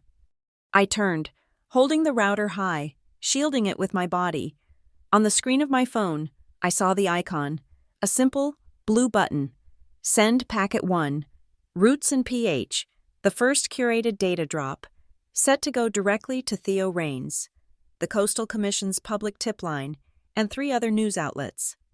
I looked at my father, standing in the kitchen, framed by the cold mist. I looked at my stepmother, her hand outstretched like a claw. I pressed my thumb to the screen. Uploading. The small, green light on the black router began to blink, a frantic, pulsing signal. Data sending, data received. Upload complete. I stepped out of the refrigerator, holding the now dark router. "It's done," I said. As the words left my mouth, the brilliant, fluorescent lights in the kitchen flickered. Once, twice, then they died, plunging us into half-darkness, lit only by the glowing blue light of the digital oven clocks. We heard a collective gasp from the great hall. Through the small, diamond-shaped window in the kitchen door, I could see it. The whole house was flickering. The priceless chandeliers, the warm wall sconces, the thousands of white lights on the 30-foot Christmas tree, all of them were pulsing, dimming and brightening, in a slow, struggling rhythm. It was the rhythm of the house's massive power grid, struggling to cope with the sudden, massive data surge I had just pushed through its hidden, parasitic network. The house was breathing, and it was choking. The flickering lights cast the kitchen in a chaotic, strobing twilight. Graham and Evelyn were frozen, staring at the small, dark router in my hand as if it were a bomb. The gasp from the great hall, a collective, unified sound of 200 people, broke their paralysis. Evelyn was first. "The guests," she hissed, her face a pale mask in the strobing light. She shoved past my father and burst through the swinging doors. Graham gave me one last look. It was not anger. It was a cold, profound assessment. He was looking at an existential threat. He turned and followed her, letting the door swing shut, leaving me in the pulsing darkness, the air thick with the smell of ozone and my own blood. My burner phone buzzed. A lifeline. I flipped it open. A cascade of messages. The outside world was now in play. The first was from Clara. "Package 1 received. I'm on a hotline with Rainhaven Coastal. They got your data packet from the public tip line. They're scrambling. They're asking for source verification. I've sent them the video of the assault. They're moving. Riley, they are moving. The second was from Theo. Data is live. I've pushed a dark post to a temp URL. No names, just the pH chart, the maps, and the shipping log IDs. It's a warning shot. The page is on a 60-minute self-destruct timer. If I don't get packet 2 and a go live command, it vanishes. The clock is ticking. Your move. I pushed open the kitchen door. The great hall was in chaos. The magnificent 30-foot tree was a terrifying, flickering monster, plunging the room from light to darkness over and over. The massive screen above the fireplace was doing the same. The pH graph flashing on and off, a technical, brutal heartbeat. Guests were on their feet, murmuring, their faces pale and confused. The party was over. The siege had begun. I saw Marla across the room. She was directing her staff, not with panic, but with precision. She caught my eye and gave a single, sharp nod toward the front windows. I moved through the stunned crowd, invisible in their confusion, and looked through the sheer silk curtains. My stomach dropped. 2 matte black SUVs, the kind that absorb light, were parked at the end of the driveway. They weren't police. They were too expensive, too sleek. They were blocking the main gate. Marla was suddenly beside me, her voice a low, urgent whisper. Damon's, that's his private security. They just pulled up. They're not letting anyone in or out. He's locking the house down, I said. So am I, she replied. She turned and gave a series of sharp, coded hand signals to her staff. Around the room, I saw them move, the French doors to the terrace, the side doors to the garden, the rear staff entrance, one by one, with practiced, quiet efficiency. They were locking every exit. Marla was sealing the trap, with Damon's own men as the unwitting cork in the bottle. My father was near the staircase, his back to the room, his phone pressed to his ear. He was speaking in a low, furious growl. Charles, pick up the phone. Pick up. God damn it. He slammed the phone against his leg. A crack of plastic on wool. He looked at the screen, his face a mask of disbelief. He's not answering. He's not answering. His man on the commission, his ace, his escape hatch. The call wasn't going through. He was cut off. Evelyn, on the other hand, was in full performance mode. She clapped her hands, her voice high and strained, a terrible, bright sound of false panic. Oh, goodness. Oh my. The storm must be much worse than we thought. It's completely knocked out the power grid. It was a brilliant lie. The night was clear. What a dreadful bore, she trilled, her eyes scanning the crowd, identifying the most loyal, the most panicked. But I have a marvelous idea. It's the perfect excuse. Everyone, follow me. We'll play a game, a candlelight tour of the Silvercrest wine cellar. It's so much cozier downstairs, and completely safe. She was trying to move the herd, to get them away from the flickering screen, away from their phones, away from the windows. She was trying to put them in a concrete box, a bunker, where she could control the narrative and the access. A few of the older, more loyal guests began to follow her, relieved to be given a direction. This was it. Graham was distracted by his dead phone. Evelyn was leading her flock to the basement. Damon, I assumed, was outside, meeting his private army. The main floor was thinning out, a landscape of confusion and half-empty glasses. I slipped away. I didn't run. I walked, purposefully, down the hall to the library. My father's inner sanctum. The room was dark. The only light the frantic, flickering pulse from the hall, casting long, dancing shadows over the leather-bound books. The air smelled of his peaty, expensive scotch and old paper. The painting of the Archer Meridian cargo ship was a dark blot on the wall. I slid it aside. The brass-faced digital keypad of the safe glowed a soft green. My fingers went to the keys. Evelyn was a creature of pure image. Her obsession, her masterpiece, was Sloane. My father, in his quest to appease her, had adopted that obsession. Their vanity was their weakness. I punched in the 8-digit code. Sloane's birthday, 1215200. A heavy, satisfying thunk. The light on the keypad flashed from red to green. I pulled the heavy steel door open. No cash, just paper, binders and folders, packed tight. My father's entire life was built on documented leverage. I saw it instantly, the primary, leather-bound binder, the gold-embossed title, Project Whiteheart. I pulled it out. It was the full, executed contract with the public relations firm, the 7-figure budget, the itemized deliverables, aggressive media clearing strategy, proactive legal barriers, full reputational firewall. It was a detailed, budgeted plan to silence me and any journalist who came near this story. Beside it, a slim black folder marked FC, Friendly Contacts. I opened it. It was a list. Journalists from 2 major papers, editors at 3 lifestyle magazines, high-profile bloggers. Beside each name, a dollar amount and a date, noted as consulting fees. It was his bribery ledger. I pulled out the burner phone. The flash was harsh in the darkness. Click, turn page, click, turn page. I photographed every single document, the contract, the ledger, the bank transfer codes. As I was on the last page, the phone vibrated. A new text from Theo. He had finished his analysis of the Santa A list, XLS file from the Snowflake drive. I've got it. The Santa list isn't just a kickback ledger. It's a pass-through. Their invoicing Vail's fund for offshore disposal at $20,000 per container, then paying Archer Meridian $5,000 to do the dumping. The other $15,000? It's being routed to a shell company. But here it is. Riley, the smoking gun. A line item from 2 weeks ago.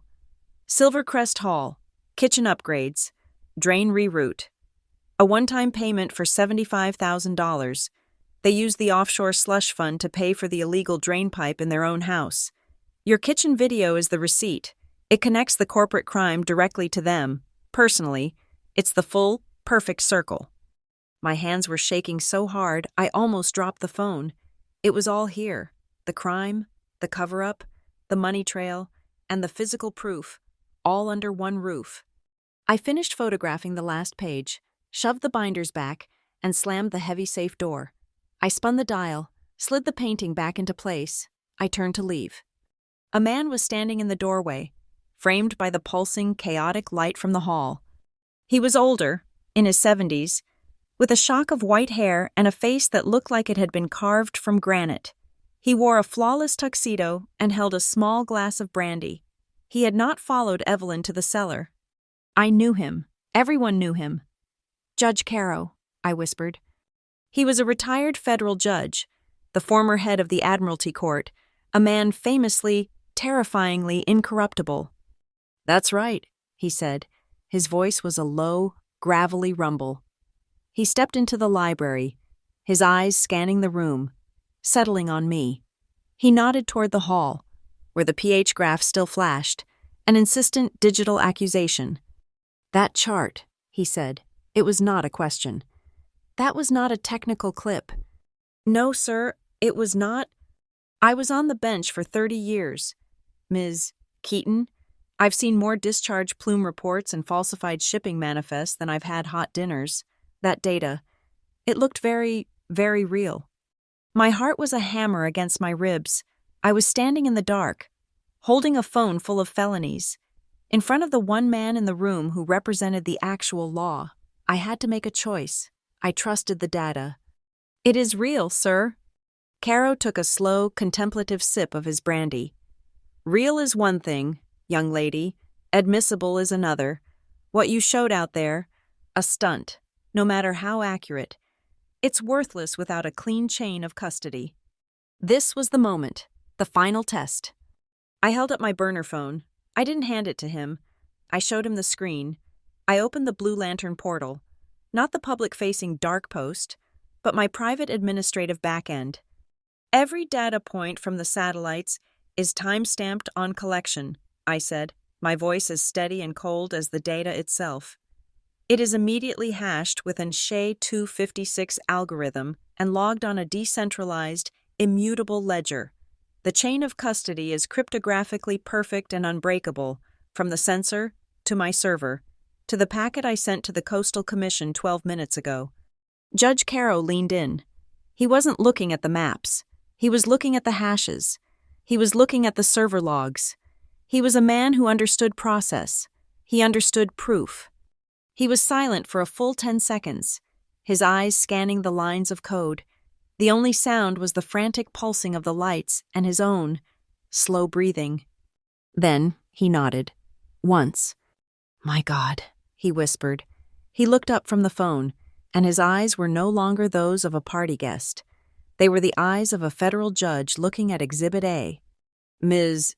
Keaton," he said, his voice now firm, "that is not a tip. That is probable cause. That is more than enough for an expedited, limited warrant to seize all digital records on this property." He pulled out his own phone, a simple, old-fashioned flip phone. "I am calling the U.S. attorney for this district. He's a former clerk of mine. He's not going to be happy that I'm waking him up at home on Christmas Eve." A thin, cold smile touched his lips. "But he will answer the phone. You stay here. Do not move. Do not destroy that phone." He turned, stepped out of the library, and pulled the heavy oak doors shut, leaving me alone in the dark. The game had changed. The law was coming. The heavy oak doors of the library clicked shut, sealing me in the pulsing darkness. The only light was the chaotic, rhythmic strobe from the hall, flashing on the brass spines of unread books and the dark, oily portrait of the Archer ship. I could hear Judge Caro's low, authoritative voice in the hall, already on the phone, already setting the wheels of the law in motion. I slid the burner phone, my entire case, into my dress pocket. My heart was a cold, heavy drum. I was no longer a guest. I was a witness. The doors swung open again, so fast they banged against the wall. It wasn't the judge. It was Sloane. She was pale, her green dress looking garish and wrong in the strobe. Her perfect hair was coming undone, and her eyes were wide, not with fear, but with a new, sharp terror. "You," she whispered, her voice shaking. "You took my necklace." It wasn't a question. It was an accusation. Damon must have said something. "I borrowed it, Sloane, and I gave it back." "What did you do to it?" she demanded, walking toward me. Damon, he just looked at me, his face. I've never seen him like that. He knows. He asked me where I'd been, who I'd been talking to. He asked me who touched my necklace. "What did you do?" "Riley?" Her voice was rising, cracking into hysteria. This was not the brittle, perfect doll from the party. This was a terrified animal, trapped and sensing the cage door was about to slam shut. I kept my voice low, calm. I copied what was on it. "Sloane, it's not a secret. It's a ledger." "A ledger? What are you talking about?" "It's his Santa list," I said, the name sounding absurd in the opulent, dark room. "It's every illegal payment, every bribe, every single drop of waste he and Evelyn and my father have poured into the ocean. It's the proof." She stared at me, her mind clearly struggling to process the words. "Proof? No, it's a gift. It's just a gift." "It's a leash. Sloane," I said, my voice softening. "And he's been holding it so long he thought you'd never notice. But the data on that drive, it's not just his downfall, it's your freedom, if you choose to take it." The word freedom seemed to break her. She let out a small, sobbing sound, and her perfect facade crumbled. She sank onto the leather Chesterfield, her hands covering her face. I didn't know what to do," she whispered, her voice muffled. He controls everything, Riley. The gifts, they aren't gifts. They're just things to make me look right. He picked this dress. He picked the color. He wrote the speech for tonight. He writes all my speeches." She looked up, her face streaked with mascara, a ruin of her former perfection. He said he was building the perfect fiancé, creating an image. He said my influence was an asset, and he needed to manage it. I thought that's just what love was like, in this world. I thought that was what you were supposed to do. Sloane. A good woman knows when to be silent. The voice was not mine. It was Evelyn. She was standing in the doorway, my father just behind her. The flickering lights from the hall cast them in demonic relief. Evelyn's face was no longer furious. It was a cold, dead mask of absolute contempt. She was looking at Sloane, not at me. A good woman, Evelyn repeated, stepping into the room. Understands her role. She knows what is private, and she knows when to keep her mouth shut. My father's eyes darted from me to Sloane, then to the open safe. He lunged, pulling the door, checking the contents, his face a mask of panic. A good woman knows when to tell the truth, I said, my voice ringing out in the small space. Truth? My father roared. He slammed the safe door shut, the sound echoing like a gunshot. You don't know the meaning of the word. Do you have any idea what you've done tonight? He was stalking toward me, his face purple with rage, his mask of the calm patriarch finally, utterly gone.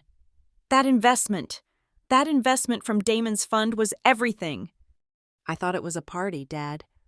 It was a signing, he yelled, his voice cracking. I am leveraged to the breaking point. The Q1 audit is in 30 days. I needed this deal to survive. He was my only lifeline.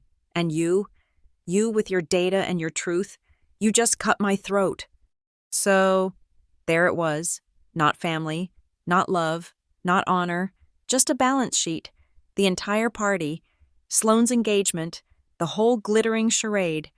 It was all just collateral for a desperate, last-ditch loan. A lifeline? I said. I pulled the burner phone from my pocket. Or a conspiracy? I held up the phone, the screen glowing, showing the photograph I had taken not 10 minutes before, the title page of the White Hart contract. You weren't getting a loan, Dad. You were raising 7 figures for a communications risk mitigation plan. You were paying them to bury the story, to bury the data. I swiped to the next picture, the list of friendly contacts. You were going to use this money to bribe the press and destroy my credibility. You weren't saving your company. You were funding a cover-up. He stopped. He stared at the glowing screen, his mouth opening and closing. The blood drained from his face. He had nothing left. No lies, no charm, no paternal disappointment. He was just a defeated, desperate old man. You? Sloane's voice was a whisper, but it cut through the silence. She was standing now, looking at her mother. You always told me to just smile. That was all I had to do. Smile, Sloane, and they'll love you. Smile, and you'll be safe. She took a shaky step toward Evelyn. I have been smiling my entire life. My face hurts. I am so tired. Evelyn looked at her daughter, her perfect creation, and her face was stone. Then you are a fool, Sloane.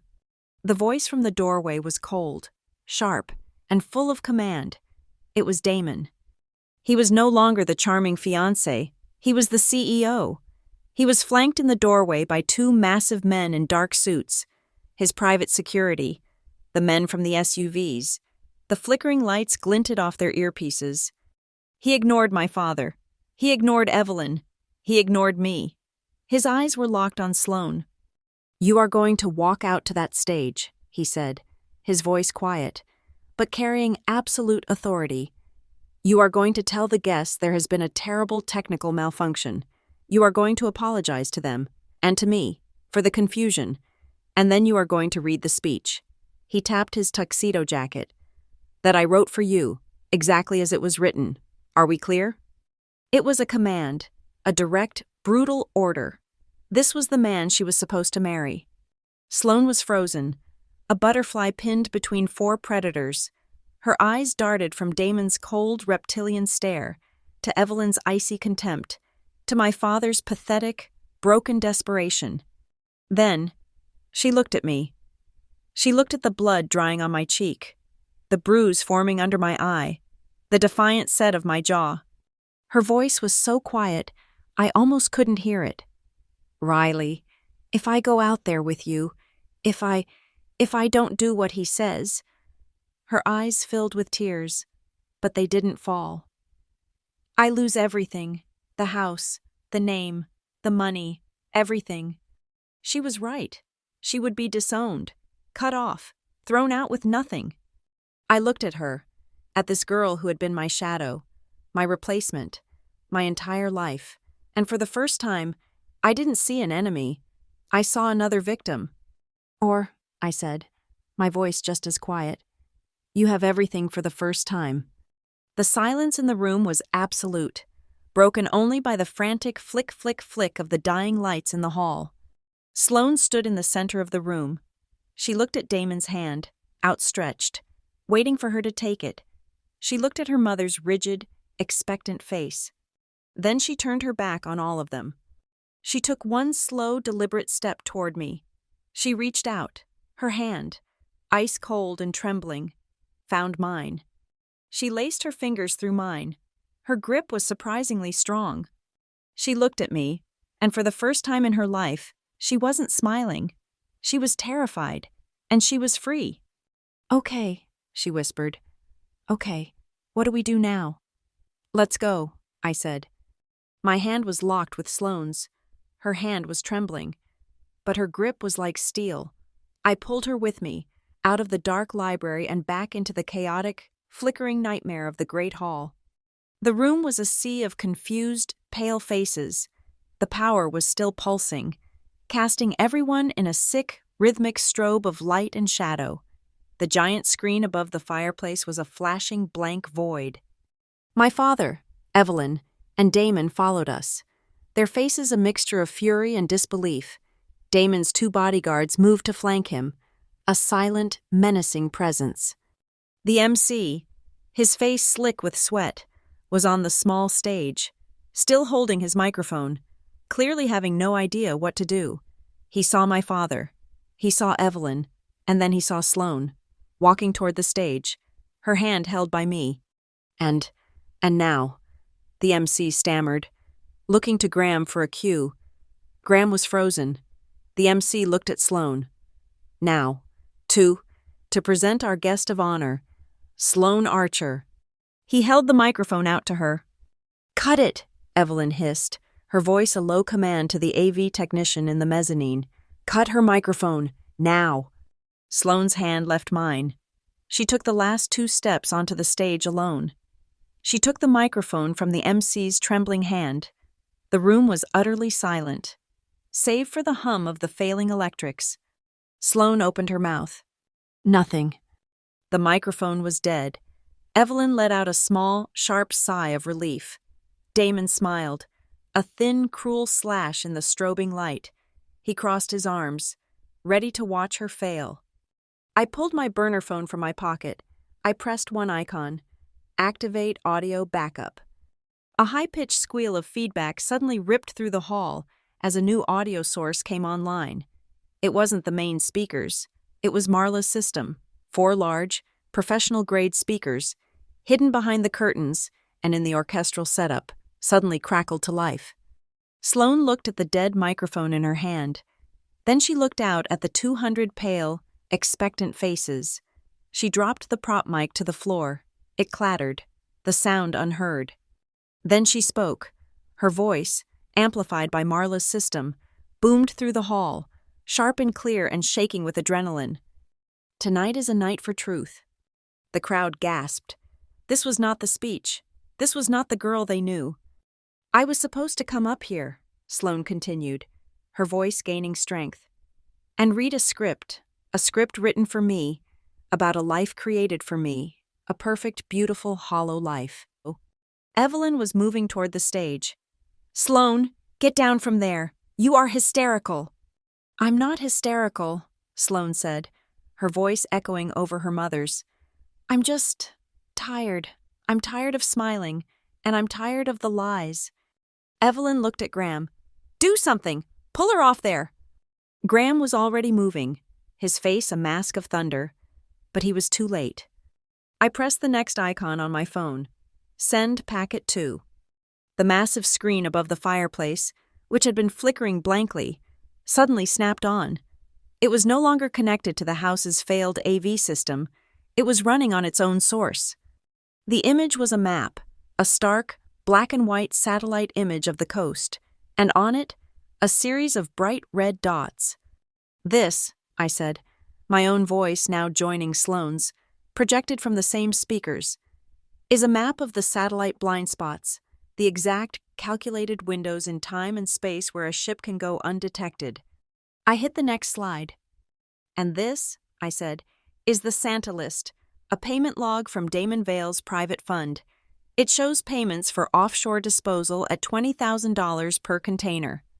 A new line of text appeared on the screen, highlighted in red.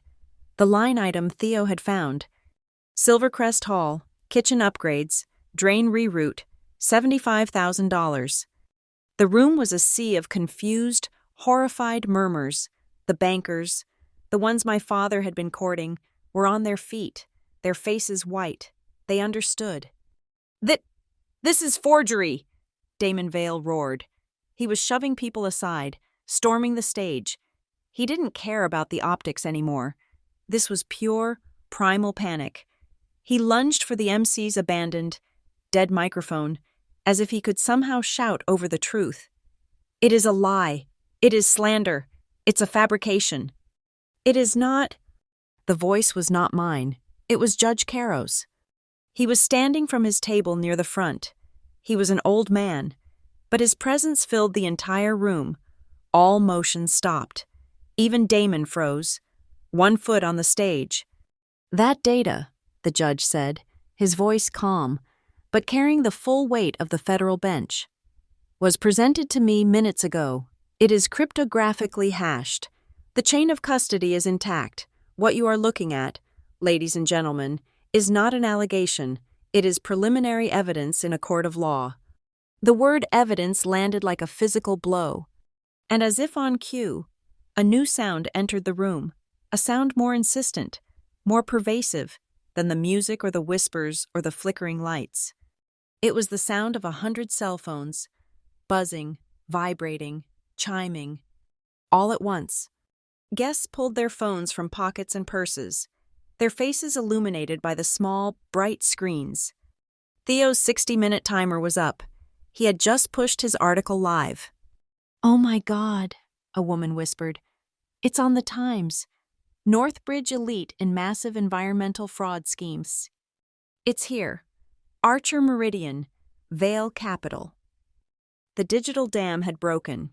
The truth was out, and it was everywhere. At that exact moment, the massive front doors of the hall, the ones Damon's men were guarding from the outside, were pulled open. It wasn't the police. It was 3 people in dark blue windbreakers. The gold lettering on their backs was unmistakable. Rainhaven Coastal Commission, Enforcement.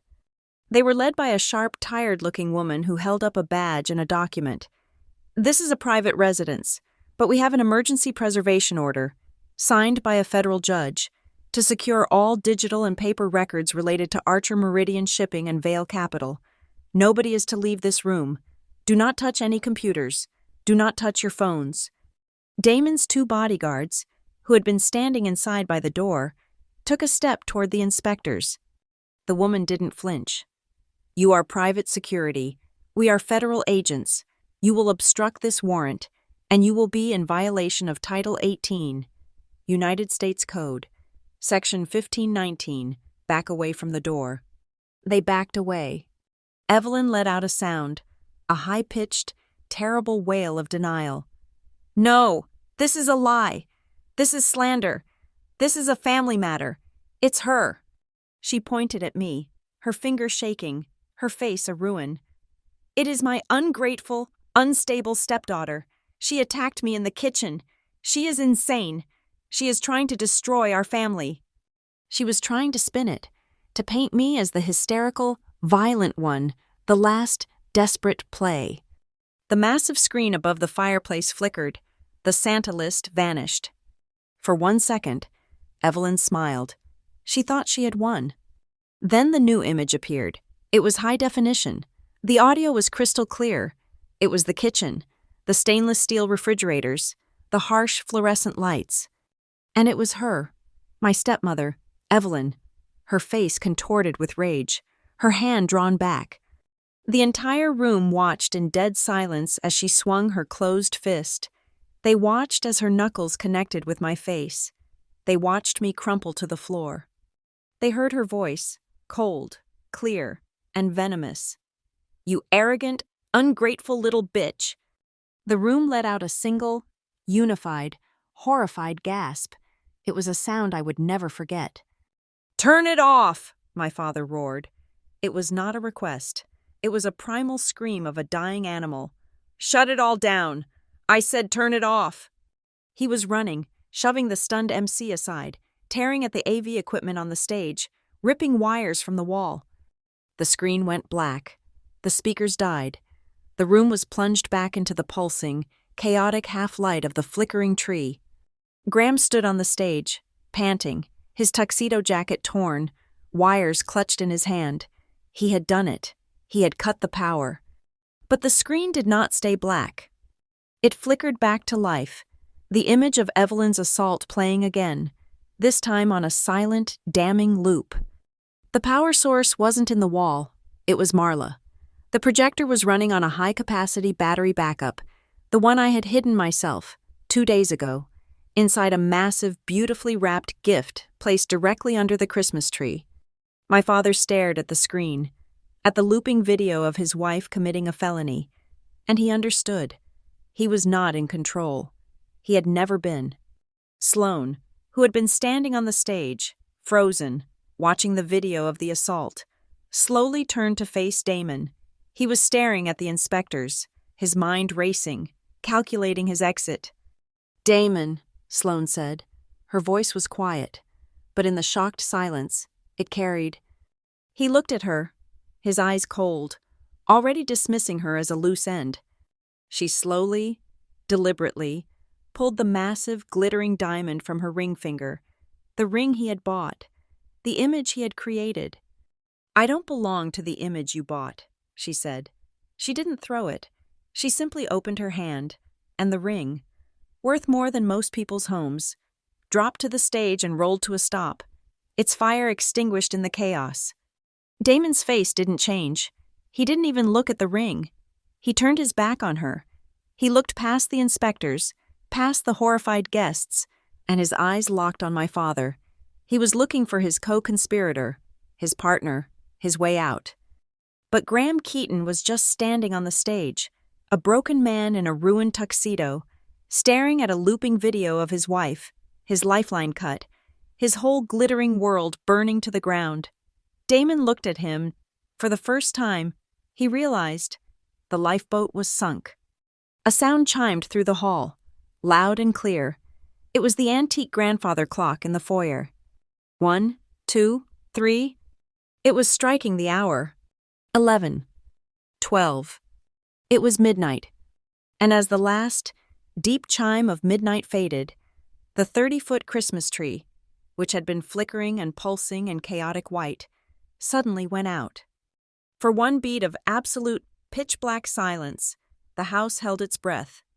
Then, every single light on the tree, thousands of them, snapped on at once. They were not white. They were a cold, brilliant, piercing blue, the color of my project, the color of my truth.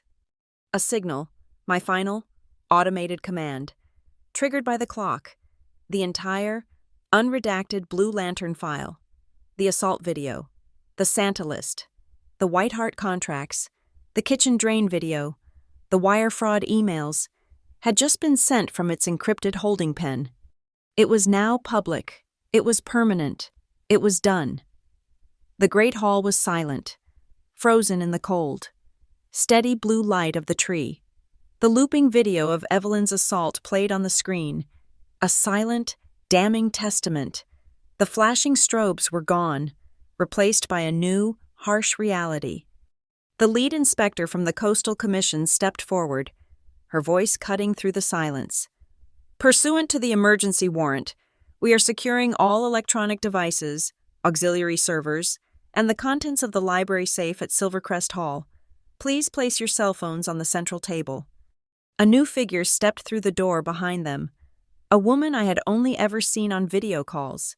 She was sharp, dressed in a severe suit, and held a tablet like a weapon.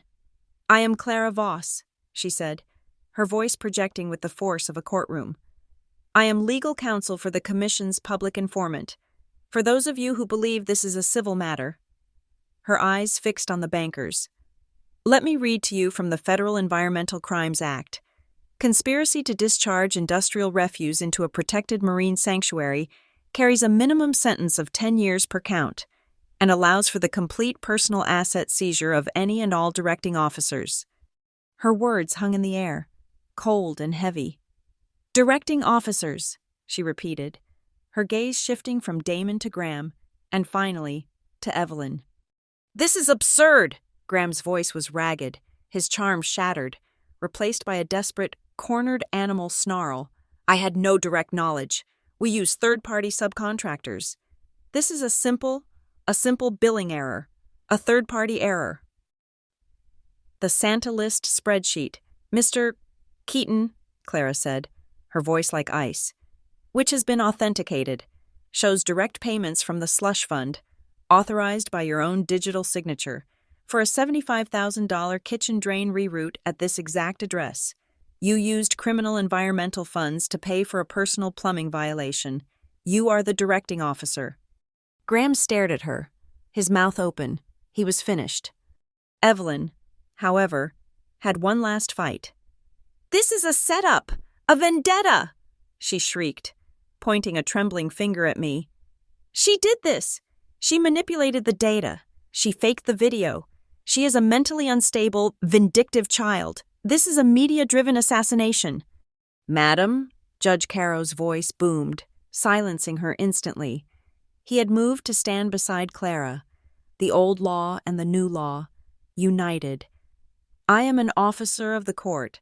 I was a personal witness to the cryptographic integrity of the data before it was made public, and as an advocate for whistleblower protections, I must remind you that any attempt to slander, threaten, or intimidate a protected informant in the course of an active federal investigation is, in itself, a felony." Evelyn's hand dropped. Her face, in the cold blue light, was a mask of pure, uncomprehending hatred. I saw movement near the door. It was Damon. While all eyes were on Evelyn, he had been slinking, sliding along the wall, trying to slip out behind the inspectors. He reached the door, pulled it open, and ran directly into two uniformed state troopers, their hands on their holsters. The inspectors had brought backup. "Damon Vale?" one of the troopers asked. Not a question, but a statement. Damon froze. "We have a request from the SEC to secure your personal electronics. Please hand me your phone."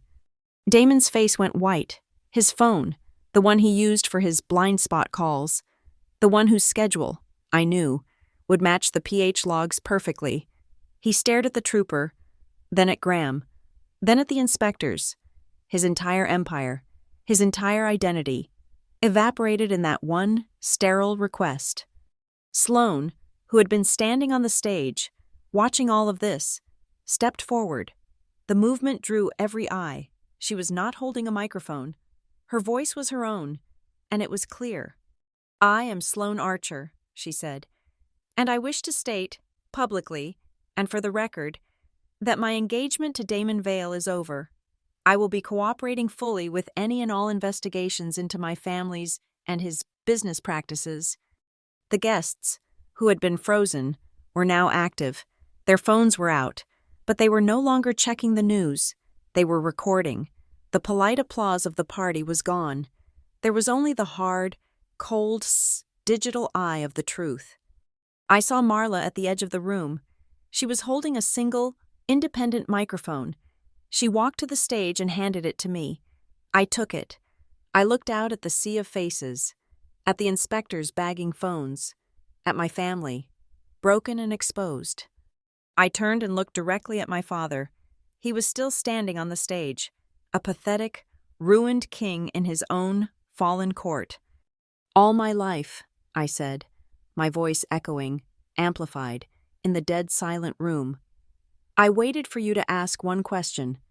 Riley, what are you working on? Riley, what did you find? You never did. You told me to be quiet. You told me not to make a fuss. You told me my work was a buzzkill. I took a step toward him. You asked me tonight what I was doing. You said I was destroying everything. You were wrong. I'll answer that question. Just once. So you know. I held his gaze. I'm turning on the lights. On cue. Marla. At a new control board she had wheeled in. Hit a switch. The main chandeliers, which had been flickering, died. The only light was the cold blue from the tree, and two hard, white spotlights that now hit the screen. The looping video of the assault was gone. In its place, a simple, stark white-on-blue logo. The logo for Blue Lantern, the public trust.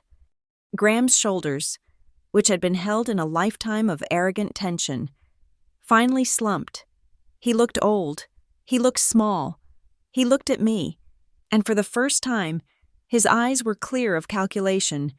There was only nothing. Defeat. Riley, he whispered, his voice a dry rasp. I am sorry. Ahem. Judge Caro's voice was a gavel. Mr. Keaton, your apologies, sir, are now owed to the court and to the community of Rainhaven Sound. I suggest you reserve them. My father's mouth snapped shut. From the side, there was a sudden, violent movement. It was Evelyn.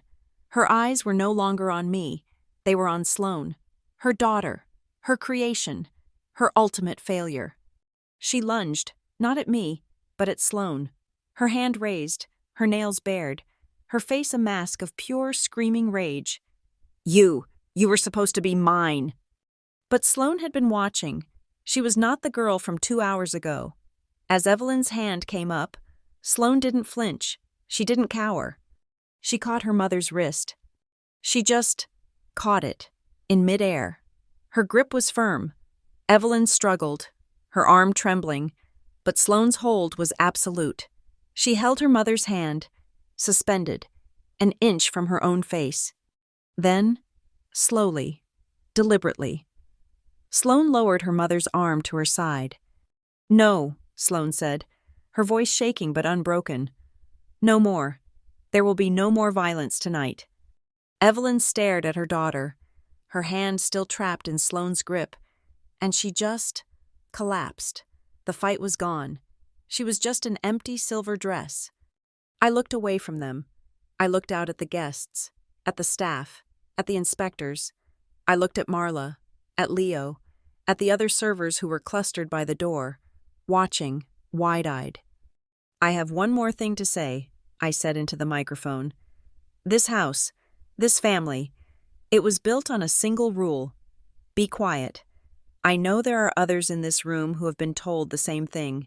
Anyone here who has been paid to look away, threatened into silence, or told that their truth was an inconvenience. I waited.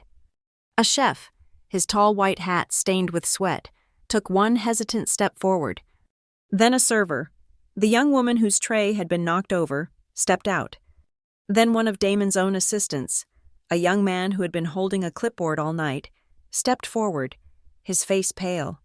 One by one, they stepped out of the shadows, the drivers, the kitchen staff, the assistants, an army of the silenced, finally stepping into the light. The great-grandfather clock in the hall began to chime again, the first chime of a new day. My project was complete. My final data packet was now in the public access cloud. I looked at my father one last time, a stranger in a tuxedo, and then I looked at the crowd, at my new, unlikely allies. When the tide goes out, I said, my voice clear and final. You see the rocks, and tonight, the tide has gone out. Thank you so much for listening to my story. I'd love to know where you're listening from. So please drop a comment below so we can all connect and share our thoughts. If this story resonated with you, please subscribe to Lila Revenge Stories, like this video, and hit that hype button to help this story be heard by more people.